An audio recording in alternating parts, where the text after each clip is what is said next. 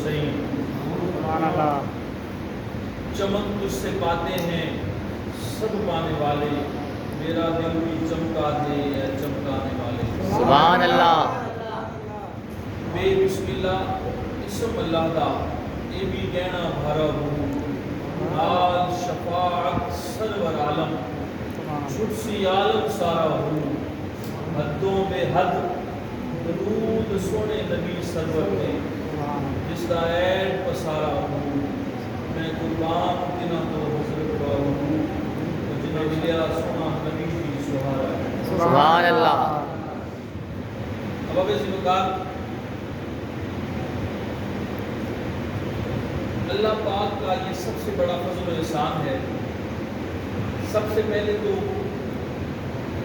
یہی بات کہ اللہ نے ہمیں پیدا فرمایا، اگر وہ نہ پیدا کرتا تو ظاہر ہے کوئی سوال نہیں تھا، لیکن اس نے ہمیں ہمارے کہنے پہ نہیں، اس کی اپنی مہربانی سے ہمیں پیدا فرمایا، پھر پیدا کیا بھی تو کوئی جانور نہیں بنایا، ڈھور ڈنگر نہیں بنایا، کیڑا مکوڑا نہیں بنایا،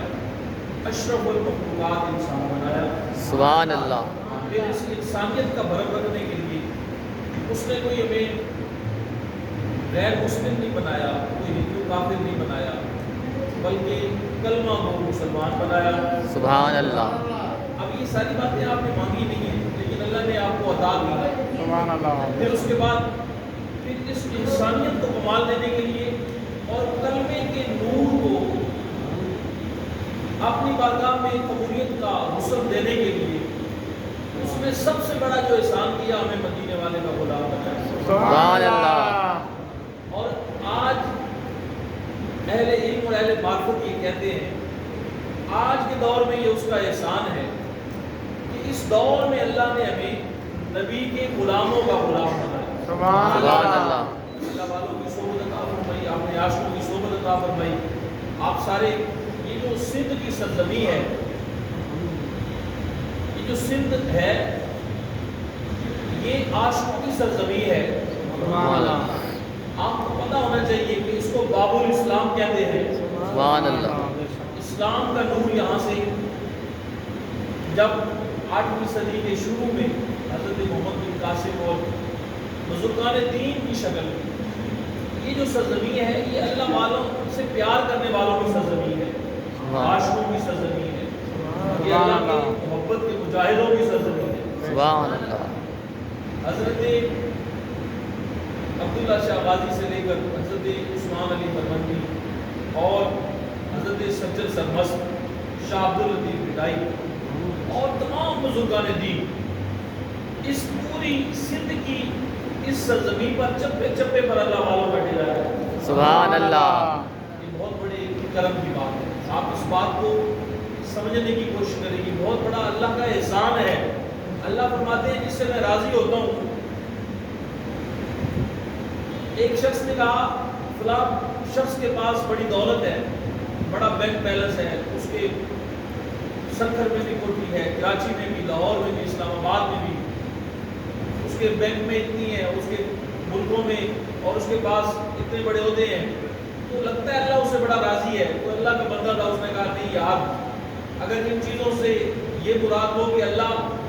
اس پہ راضی ہو، اس کو کوئی کوٹھیاں دے، بنگلے دے، کاریں دے، تو پھر تو غیر مسلم کے پاس تو ہم سے زیادہ علم بھی ہے، دولت بھی ہے، تو کلمہ بھی نہیں پڑھتے، تو اس کا کیا مطلب ہے؟ اللہ مجھ سے راضی ہے؟ آواز آئی نہیں، کہا اللہ کی رضا یہ نہیں ہے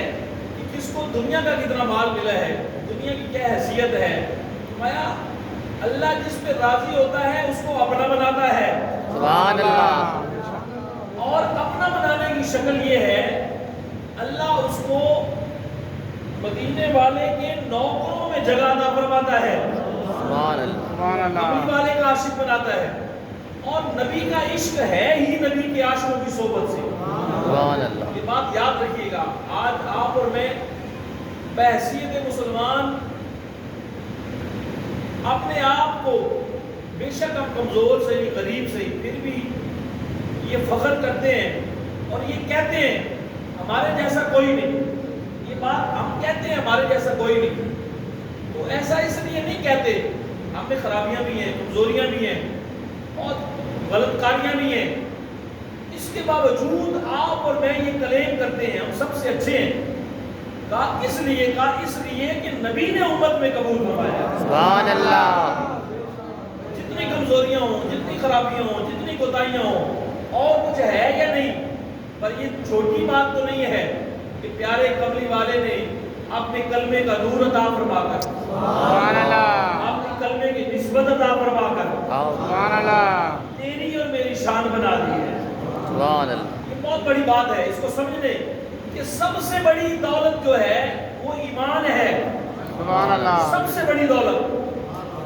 باقی سب کچھ کھو بھی جائے نہ بھی ہو تو اتنی بڑی کمی نہیں ہے، لیکن اگر ایمان چلا جائے، ایمان کھو جائے، اب کس طرح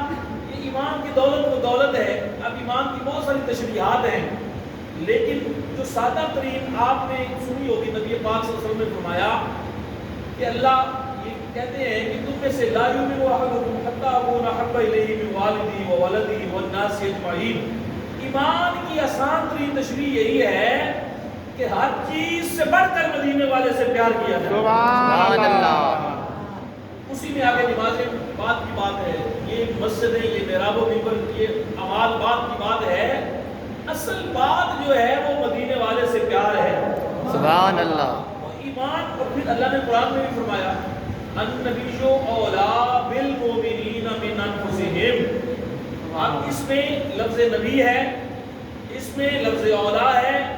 اور اس میں مومنین کا ذکر ہے، اور مومنین کی جانوں کا ذکر ہے۔ سبحان اللہ، ایمان کی تشریح اللہ یہ کہہ رہا ہے کہ ایمان ہے ہی اس چیز کا نام کہ جب کملی والا تمہیں سانسوں سے بھی قریب محسوس ہو۔ سبحان اللہ، النبی اولا بالمؤمنین۔ اچھا، تھوڑی سی اہل علم کے لیے چھوٹی سی بات، یہاں لفظ النبی جو ذکر ہے، ویسے تو ہر نبی بڑی شان والا ہے، ہر نبی، یاد رکھیے گا بات میں نے شروع کی تو اللہ کی مخلوق میں سے، اللہ کی مخلوق میں سے انسان کو چنا، انسانوں میں سے مسلمانوں کو چنا، مسلمانوں میں سے اہل ایمان کو چنا، سبحان اللہ، اور اہل ایمان میں سے اہل تقوی کو چنا۔ لیکن نبی ایسے نہیں ہوتے ہے، بلکہ نبی وہ ہیں جن کو ازل سے ہی اللہ نے چن کر بھیجا ہوا ہے، جو اللہ کے پسندیدہ ہیں، جس سانچے میں اللہ نے نبوت کا حسن قائم کیا، کملی والے کے بعد وہ سانچہ ہی توڑ دیا۔ اب نبی بڑی شان والا، بڑی عزت والا، بڑے کمال والا، لیکن یہاں میں النبی جو یہ جو خاص نبی ہے کہ جس کی زلف کی خوشبو میں بھی قرآن ہے، سبحان اللہ، جس کا چہرہ بھی قرآن کا ترجمان ہے، سبحان اللہ، جس کی ہر ادا میں پروردگار کی محبتوں کا نور ہے۔ سبحان اللہ، النبی جو کہا یہ تمہارا کمال نہیں ہے، یہ جو آج تم میلاد النبی کر رہے ہو، یہ جو آج تم مسجد آباد کر رہے ہو، یہ جو آج تم قرآن کا نور اپنے سینوں میں سمو رہے ہو، سبحان یہ جو اللہ، آج قرآن پڑھ رہے ہو، پڑھا رہے ہو، سبحان یہ جو اللہ، مسجدوں کی امامت کا حسن ہے، یہ جو مسجدوں کی نوکری ہے، یہ جو مدرسوں کے ساتھ تعلق محبت ہے، فرمایا یہ تمہارا کمال ہے ہی نہیں۔ فرمایا النبی جو اولا، یہ کملی والے کا کرم ہے، سبحان اللہ، جب اپنی نگاہ اقامت کرتا ہے تو اپنا بنا لیتا ہے، سبحان اللہ، کسی کا کمال نہیں ہے۔ میں اولا بالمؤمنین من انفسہم، میں یہ تم نبی کر رہے ہو تو یہ نہ سمجھا کرو کہ تم کر رہے ہو، نکاح ہو رہی ہے تو کر رہے ہو، سبحان اللہ، جو نہیں کر رہا اس کے بارے میں تمہیں سوچنے کی ضرورت ہی نہیں ہے، جس کو نبی نے چاہا ہی نہیں ہے وہ کر ہی نہیں سکتا۔ سبحان اللہ، بے تو شک، فرمایا بابے جی وقار تیزی ساتھ آگے بڑھتے ہیں۔ آج یہ مرکزی مسجد حضرت علامہ صاحب کی بڑی محبت ہے، ہم دربار شریف سلطان باہو سے چل کر آپ کے پاس آئے ہیں، سبحان اللہ، آپ کا بھی سفر ہے، آپ کو یہاں مارکیٹ سے یہاں چل کر آنے میں اتنی تاخیر کا شکار ہے، ہم نے تو اتنا سفر کیا ہے اور تمہیں تقریر سنانے کے لیے نہیں کیا۔ ہم جب سلطان باہو کی بارگاہ سے چلتے ہیں نا تو سلطان العارفین کا یہ فرمان ہے کہ تم کسی سے ملو گے کوئی تمہیں ملے گا، کیونکہ نسبت میری ہوگی۔ تو فرمایا تقریر تو مقصد ہی نہیں ہے، समाज तो खिताबत तो मकसद ही नहीं है, बात ये है कि मदीने वाले के प्यार का कोई रंग चढ़ना चाहिए, सुभान अल्लाह, बात की समझ आनी चाहिए। सुभान अल्लाह, बाबा ना भी हो कोई फर्क नहीं पड़ता, अगर कुछ और ना भी मिले, ये थोड़ी सी बात तो नहीं है कि मदीने वाला राजी हो जाए। सुभान अल्लाह। इस वक्त बहसीयत कौम हम मुश्किल वक्त से गुजर रहे हैं। इस वक्त आपने देखा झूठ की नहुसत की वजह से ये जो कितने हमारे सियासी एहलकार हैं, इल्ला माशाअल्लाह, इन लोगों के बोतान बाजियों की वजह से, झूठ की वजह से, गालियों, देखिए कोई भी शोबा है, दीन तो फिर दीन है, सियासत है या तिजारत है, गाली की गुंजाइश तो इस्लाम में है ही कोई नहीं।